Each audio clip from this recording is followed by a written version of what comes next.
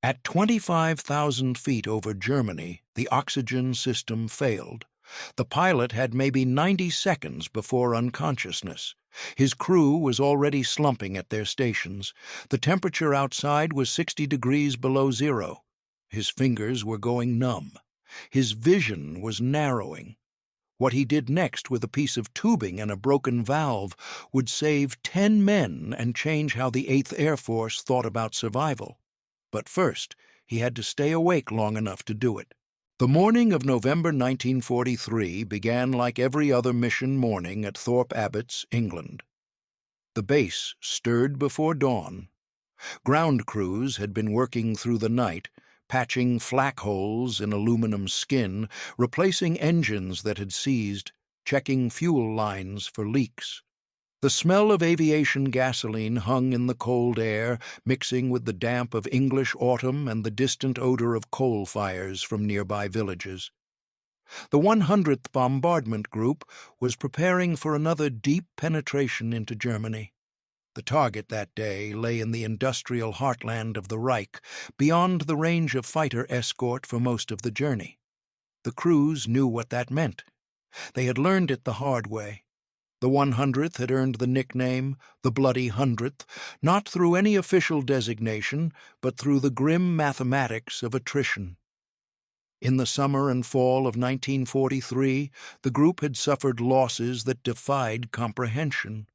On some missions, more than half the aircraft dispatched never returned. The replacement crews arriving at Thorpe Abbotts sometimes lasted only a few missions before they too disappeared into the skies over Europe. The men who survived developed a particular kind of awareness. They noticed things that new crews overlooked: the way ice formed on control surfaces at altitude, the patterns of flak over certain cities, the blind spots in their defensive coverage where German fighters liked to attack. And they noticed the oxygen system. At 25,000 feet, the air contains only about a third of the oxygen available at sea level.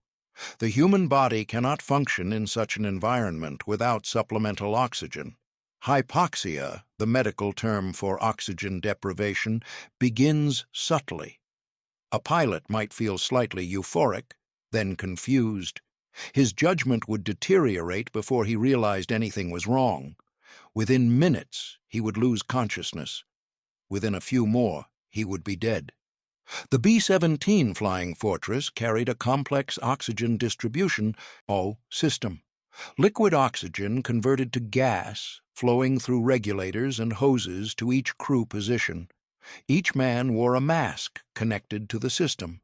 In theory, it worked. In practice, it failed with alarming frequency. The hoses froze. The regulators malfunctioned. The masks leaked. Moisture from breathing condensed and turned to ice, blocking the flow. At altitude, in the cold, under combat stress, the oxygen system was the most fragile link between life and death. The crews called it the invisible killer. You could see flak. You could see fighters. You could not see your own blood slowly losing its ability to carry oxygen to your brain. The sound of engines warming up filled the pre-dawn darkness. The Wright R-1820 Cyclones coughed, caught, and settled into their characteristic rumble.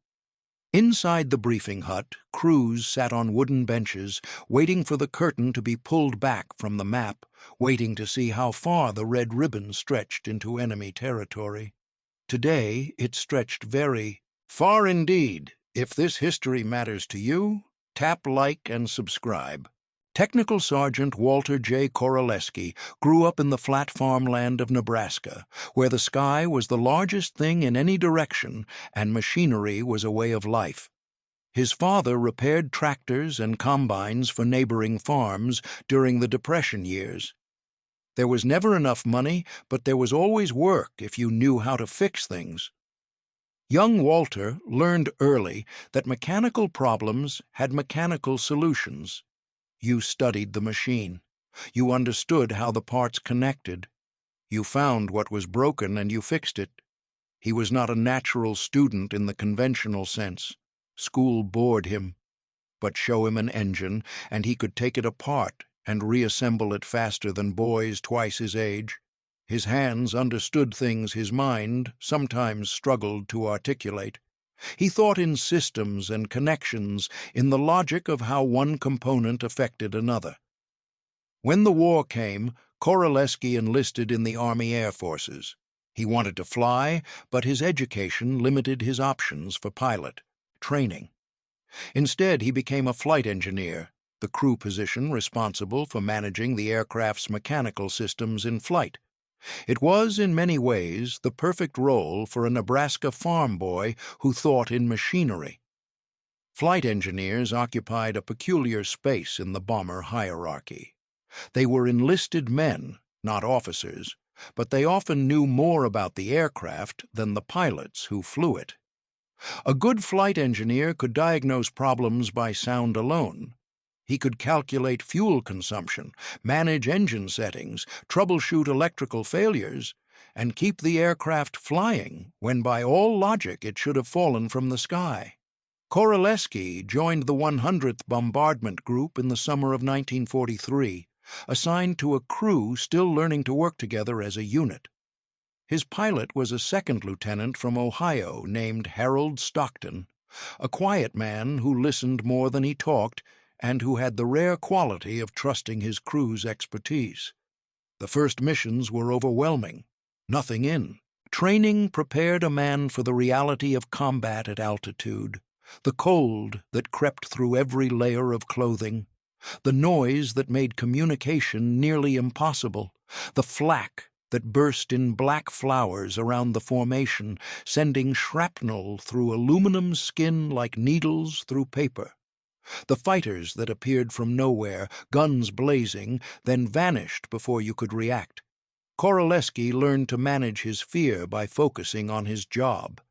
When the terror rose, he checked his instruments, he monitored engine temperatures, he tracked fuel consumption. The numbers were something solid to hold on to when everything else was chaos. He also began noticing patterns in the failures that killed crews. The oxygen system troubled him more than anything else. He had seen aircraft fall out of formation for no apparent reason, losing altitude in slow spirals until they crashed or the crew bailed out too late. He had heard the stories of crews found dead at their stations, no wounds visible, killed by their own lungs' inability to extract oxygen from thin air. After each mission, Koraleski studied the debriefing reports. He talked to crew chiefs about what they found when damaged aircraft returned. He examined the oxygen equipment, tracing the lines, understanding the vulnerabilities. The system was designed for laboratory conditions, he realized. It was not designed for combat. It was not designed for temperatures that could freeze metal. It was not designed for aircraft that shook and vibrated and took damage that disrupted carefully calibrated connections. He began carrying extra supplies on missions, spare hose sections, rubber bands, pieces of wire, small tools that fit in his flight suit pockets. The other crew members thought he was paranoid. He thought he was practical. The difference between paranoia and preparation, he knew, was whether the thing you feared actually happened. The oxygen crisis of 1943 was one of the 8th Air Force's least discussed problems and one of its most deadly. Official casualty reports focused on the visible causes of death: flak, fighters, structural failure. But medical officers tracking crew losses knew that oxygen system failures contributed to casualties that were often attributed to other causes. A crew that lost consciousness at altitude was defenseless against any subsequent attack. An aircraft that drifted out of formation became easy prey for German fighters. The numbers were difficult to calculate precisely because oxygen failure often triggered a cascade of subsequent events. But internal assessments suggested that a significant percentage of bomber losses involved some degree of oxygen system malfunction. The problem was systemic. The A-12 and A-14 oxygen regulators used in B-17s were complex mechanical devices that relied on precise calibration. They were designed to deliver oxygen on demand, activated by the crew, members' inhalation. In theory, this conserved oxygen and extended mission capability. In practice, the demand-type regulators were vulnerable to ice formation, mechanical failure, and the extreme conditions of high-altitude combat. The hoses connecting crew positions to the main oxygen supply were rubber, designed for flexibility but susceptible to cracking in extreme cold. The connections between hoses and masks were potential failure points. The masks themselves could ice up from exhaled moisture, creating blockages that reduced or eliminated oxygen flow. Ground crews did their best to maintain the systems, but they were overwhelmed. Damaged aircraft returned in such numbers that basic repairs took priority. Oxygen systems were checked, but not always thoroughly tested. There was simply not enough time, not enough personnel, not enough understanding of how the systems behaved under combat conditions. The flight surgeons knew about the problem. They issued guidance on recognizing hypoxia symptoms, on conducting regular oxygen checks during missions, on buddy systems where crew members monitored each other for signs of oxygen deprivation. But guidance only helped if the crew remained conscious enough to implement it. Several modifications were attempted at the depot level. New masks were tested. Alternative regulator designs were evaluated. None of the solutions reached the operational squadrons fast enough to address the immediate crisis. The crews developed their own coping mechanisms. Some carried emergency walk-around oxygen bottles and checked them obsessively. Some rigged backup connections using materials scrounged from supply depots. Some simply prayed. Koraleski approached the problem differently. He mapped the oxygen system on his aircraft, learning every connection point, every potential failure mode. He timed how long it took for hypoxia symptoms to appear at various altitudes. He calculated how much oxygen remained in the walk-around bottles and how far that supply would carry a man. He concluded that the critical variable was time. If the main system failed at altitude, a crew member had perhaps 90 seconds to recognize the problem and implement a solution before cognitive impairment made any solution impossible. 90 seconds was not long enough to troubleshoot a complex failure. It was barely long enough to think. The solution, he reasoned, had to be pre-planned. The crew had to know exactly what to do before the failure occurred. They had to have the materials ready. They had to rehearse the response until it was automatic, something that could be executed even as their minds began to fog. He shared his thinking with Lieutenant Stockton, who listened carefully. Stockton had seen enough crews die to recognize the value of preparation. He authorized Koraleski to develop an emergency oxygen protocol for their aircraft. What Koraleski created was not officially sanctioned. It did not appear in any technical manual.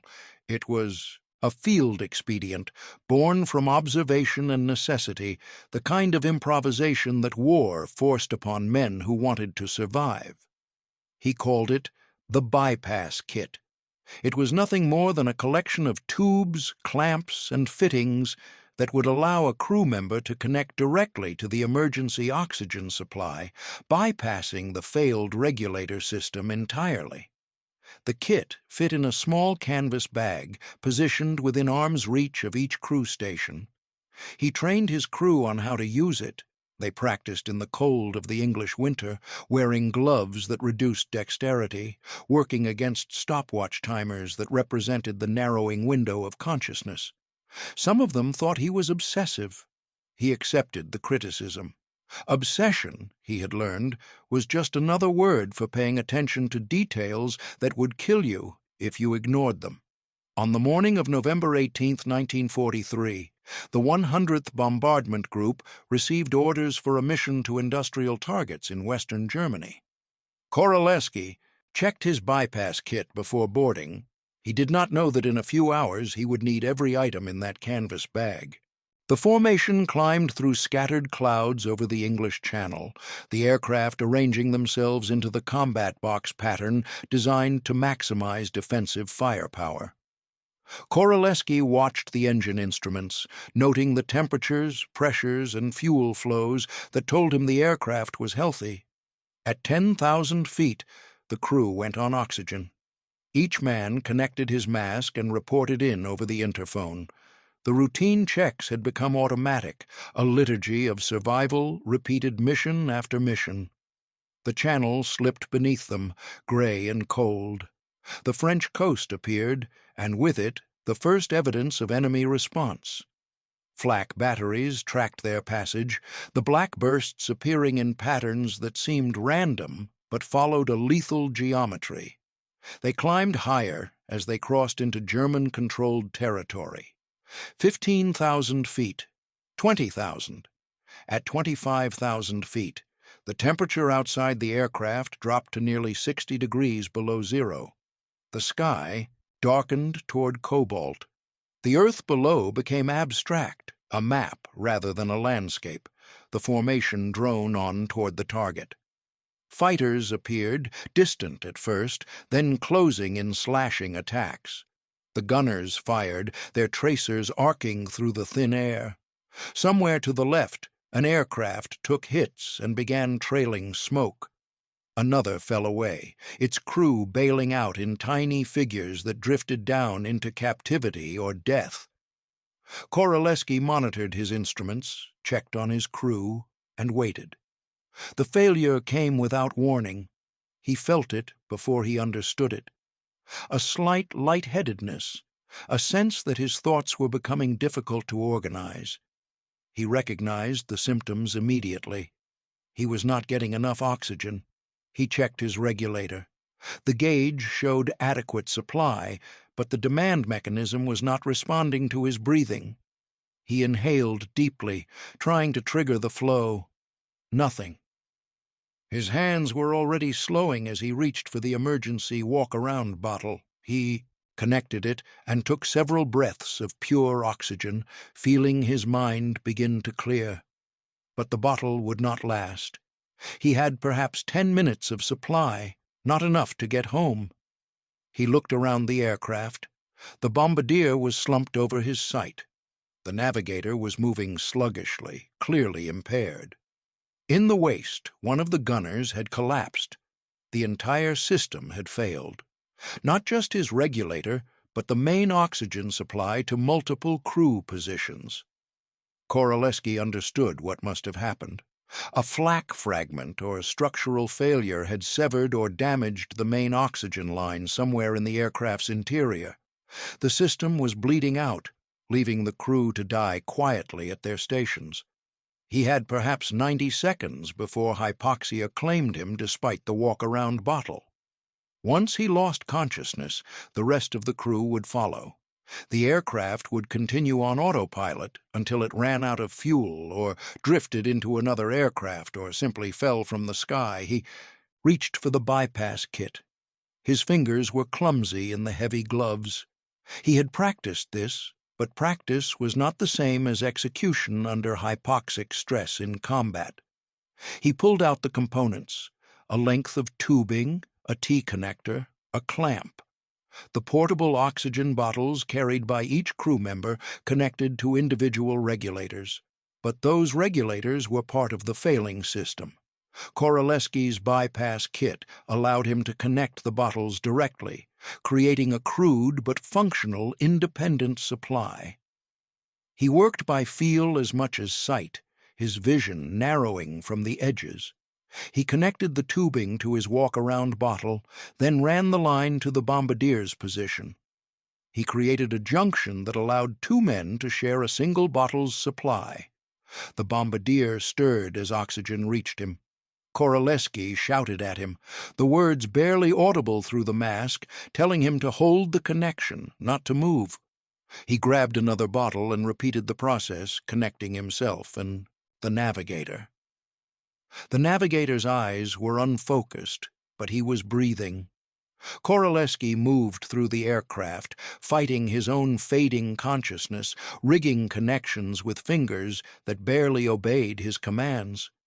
He reached the waist gunner who had collapsed, checked for pulse, found one, and connected him to a shared supply. The radio operator was already reviving another crew member. He had seen what Koraleski was doing and had begun improvising his own connections using materials from the kit. In the cockpit, Lieutenant Stockton had recognized the emergency and put the aircraft into a descent. Lower altitude meant more oxygen in the ambient air, buying time for the crew to stabilize. But descending broke the formation, exposed them to fighters, risked collision with other aircraft. Stockton held the descent as long as he dared, dropping from 25,000 feet to 18,000. The temperature rose slightly. The air grew marginally richer. It was not enough to survive without supplemental oxygen, but it extended the time the crew had to work with. Koraleski found the main supply line. A section of tubing behind the bomb bay had been damaged, probably by a flak fragment that had penetrated the fuselage without anyone noticing. The line was not completely severed, but was leaking badly, the pressure dropping faster than the system could compensate. He clamped the damaged section, reducing the leak. Then he connected a bypass tube around the clamp, rerouting flow through the intact portions of the system.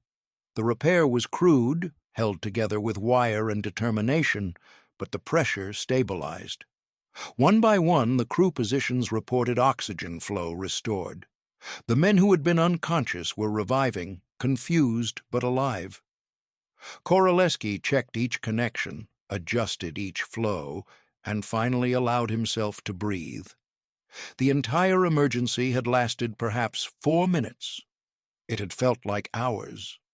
Stockton climbed back to formation altitude, slotting into a gap in the box formation. The mission continued. They bombed the target, turned for home, and flew back across the same hostile territory they had crossed that morning. No one mentioned the oxygen failure over the interphone. There was nothing to say that the shared survival had not already communicated. They landed at Thorpe Abbott's as the November dusk settled over the English countryside. The debriefing focused on the usual metrics: bombs on target, fighters engaged, aircraft and crew, losses from the group. Koraleski reported the oxygen system failure and the field repair. The intelligence officer noted it, asked a few questions, and moved on. But the flight surgeon was more interested. Major Harold Worthington had been tracking oxygen-related incidents across the 8th Air Force, building a database of failures and attempted solutions. He asked Koraleski to show him exactly what he had done. The two men walked out to the aircraft in the fading light. Ground crews were already working on the obvious damage, patching flak holes and replacing torn skin, but Worthington wanted to see the oxygen system. Koraleski showed him the damaged line, the clamp, the bypass tubing still in place. He explained his reasoning, the calculations he had made about time and oxygen supply, the pre-positioned kit, the practice sessions with his crew. Worthington listened without interruption. When Koraleski finished, the surgeon asked if he could document the technique. Over the next several days, Koraleski worked with the base maintenance officer to refine the bypass kit concept. They standardized the components, created written instructions, and developed a training protocol that could be delivered to other crews. The kit was simple enough that it could be assembled from materials already available in supply. The training could be completed in a few hours. The technique required no special tools and no modifications to the aircraft. Worthington forwarded the documentation to 8th Air Force headquarters. He included his own assessment of oxygen-related casualties and his recommendation that the bypass kit be distributed throughout the command. The response was not immediate. Large organizations move slowly, especially during wartime when 1,000 competing priorities demand attention. but the documentation entered the system. It was reviewed by maintenance officers, flight surgeons, and eventually by the technical staff responsible for aircrew safety. In January 1944, the 8th Air Force issued Technical Order 43-17, authorizing the construction and deployment of emergency oxygen bypass kits for all heavy bomber aircraft. The order included instructions based on Koraleski's original design, refined through testing and input from multiple sources. The order did not credit Koraleski by name. It did not need to. The purpose was not recognition, but survival. Crews across the command received the kits and the training. Some were skeptical, dismissing it as another headquarters initiative disconnected from operational reality. Others recognized its value immediately, having experienced oxygen failures themselves or having lost friends to the invisible killer. The kits saved lives. The exact number is impossible to calculate because successful emergency responses do not appear in casualty statistics. They are absences, gaps in the data where men would have died but did not. But the flight surgeons noticed, in the months following the bypass kit distribution, the rate of unexplained crew losses decreased. Aircraft that would have drifted out of formation remained in position. Crews that would have been found dead at their stations returned alive. Koraleski flew 27 more missions with the 100th Bombardment Group. The oxygen system failed completely on one other occasion and partially on several more. Each time, the bypass kit allowed his crew to survive. He was awarded the Air Medal with multiple oak leaf clusters for his combat service. There was no specific citation for the oxygen bypass kit. It was simply part of his contribution, one piece of the vast collaborative effort that kept men alive long enough to win the war. After the war, the B-17s were scrapped. The air bases returned to farmland, and the oxygen systems that had nearly killed so many men became historical footnotes. But the principle Koraleski had demonstrated, that field improvisation could solve problems that institutional bureaucracy could not, remained relevant. The Air Force that emerged from the war incorporated lessons from men like Koraleski into its doctrine. Flight engineers were given greater authority and responsibility. Emergency procedures were designed with realistic failure scenarios in mind. The gap between headquarters engineering and operational reality was narrowed, if never completely closed. Technical Sergeant Walter Koraleski returned to Nebraska after the war. He married, raised children, and spent his working life maintaining farm equipment, much as his father had done.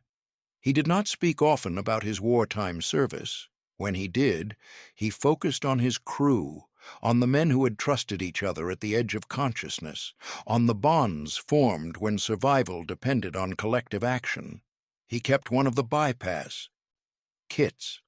It sat in his garage for decades, a collection of tubing and fittings that meant nothing to anyone who did not know the story.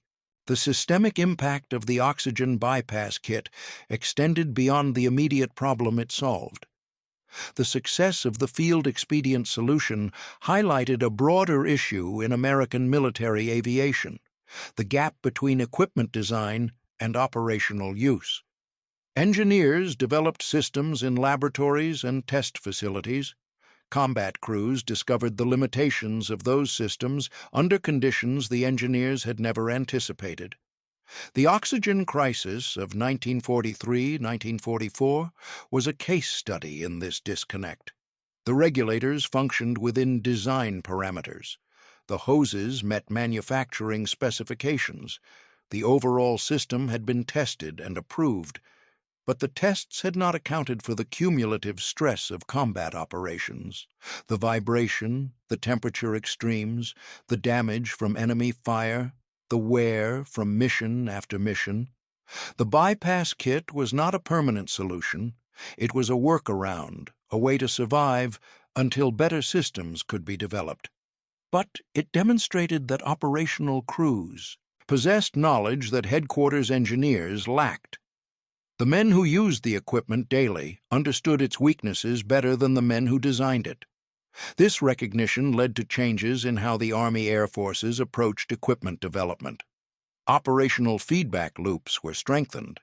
Combat crews were consulted during the design phase of new systems. Field modifications that proved effective were incorporated into standard equipment rather than being dismissed as unauthorized alterations. The A-14 oxygen regulator that had failed so often was eventually replaced by improved designs that addressed its vulnerabilities.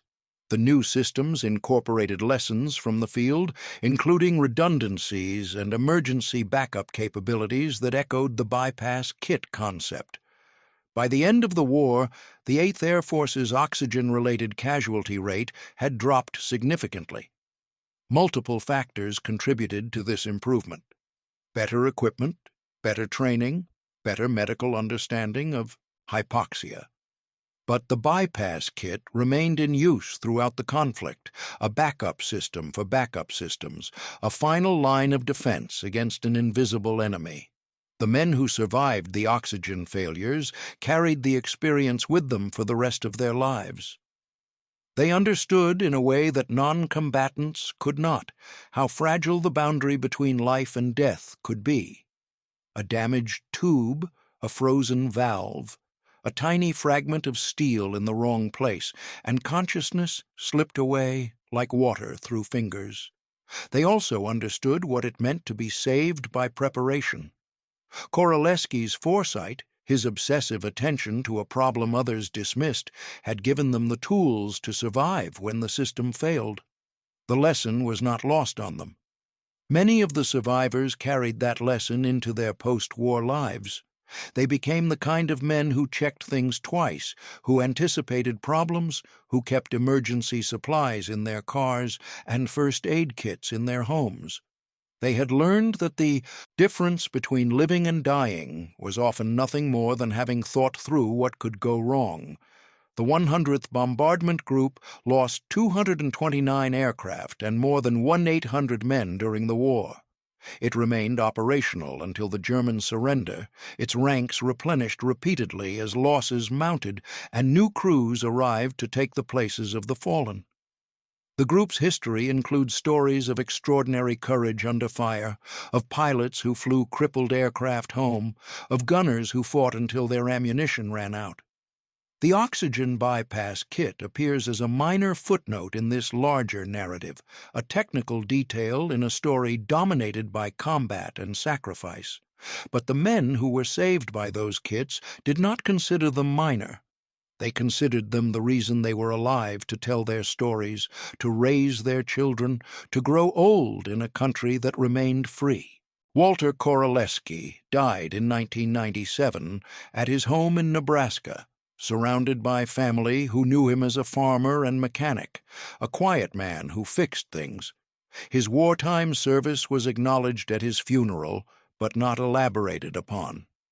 The pastor mentioned his air medal, his 28 missions over Germany, his honorable discharge. He did not mention the oxygen bypass kit. He did not know about it. The kit itself was found in the garage after his death, among the tools and spare parts and half-completed projects that accumulate in the workshops of practical men. His son, recognizing its military origins but not understanding its significance, donated it to a local veterans organization. Years later, a historian researching 8th Air Force medical procedures encountered references to Technical Order 43-17 and began tracing its origins. The documentation led to the 100th Bombardment Group, to the debriefing reports from November 1943, to a flight surgeon's recommendation that mentioned a technical sergeant's field improvisation. The historian contacted surviving members of the 100th, now elderly men scattered across the country. Several remembered Koraleski. One, the radio operator from his crew, remembered the day the oxygen failed. remembered watching Koraleski move through the aircraft with tubes and clamps, remembered the moment his own mind cleared as oxygen reached him again. He remembered something else, too. He remembered what Koraleski had said after they landed, when the crew gathered around their aircraft and looked at the damage and tried to comprehend what had happened. Koraleski had said that the system would fail. It was built to fail. Their job was not to trust the system, but to be ready when it broke. The statement captured something essential about the men who survived the air war over Europe. They did not survive by trusting in institutions, in equipment, in the decisions made by distant authorities. They survived by paying attention, by preparing for failure, by developing the skills and gathering the materials to save themselves when everything else collapsed. This was not cynicism, it was realism. It was the hard-won understanding that systems designed by humans contain human limitations, human oversights, human errors. The men who recognized this and prepared for it were the men who came home. Koraleski's bypass kit was never officially credited with saving lives because the lives it saved were absences in the record, men who did not die, aircraft that did not fall. But those absences had consequences that rippled forward through decades. The radio operator who survived that November day went on to become an engineer, designing safety systems for industrial equipment. He credited Koraleski with teaching him the most important lesson of his professional life, that the emergency you prepare for is the emergency you survive. The bombardier who slumped over his sight and woke to find himself breathing again became a physician, specializing in high-altitude medicine. He spent his career studying the human body's response to oxygen deprivation, developing protocols that would save countless lives in aviation and mountaineering. The navigator who drifted toward unconsciousness and was pulled back became a teacher, spending 40 years in classrooms explaining history to young people who could barely imagine the world he had survived. Each of these lives and the lives they touched traced back to a moment at 25,000 feet when a Nebraska farm boy reached for a canvas bag and refused to let his crew die. The oxygen bypass kit itself was a simple thing. Tubes, clamps, fittings, nothing sophisticated, nothing elegant, but it represented something more than its physical components. It represented the capacity of human intelligence to recognize problems, to devise solutions, to act in the face of institutional failure. That capacity is not automatic. It requires observation, preparation, practice. It requires the willingness to see what others overlook and to prepare for what others dismiss. It requires, above all, the understanding that survival is not a gift, but a responsibility. Walter Koraleski understood this. He understood it in his bones, in the practical wisdom of a man who had grown up fixing machines that broke because machines always break. He carried that understanding into combat, into a world where the machines broke in new and terrible ways, and he applied it with the calm focus of someone who had always known that preparation was the only answer to uncertainty. He did not seek recognition. He sought survival for himself and for the men who depended on him. He found it in a canvas bag, in a few minutes of desperate work at the edge of consciousness, in the simple refusal to accept that a failed system meant a failed mission.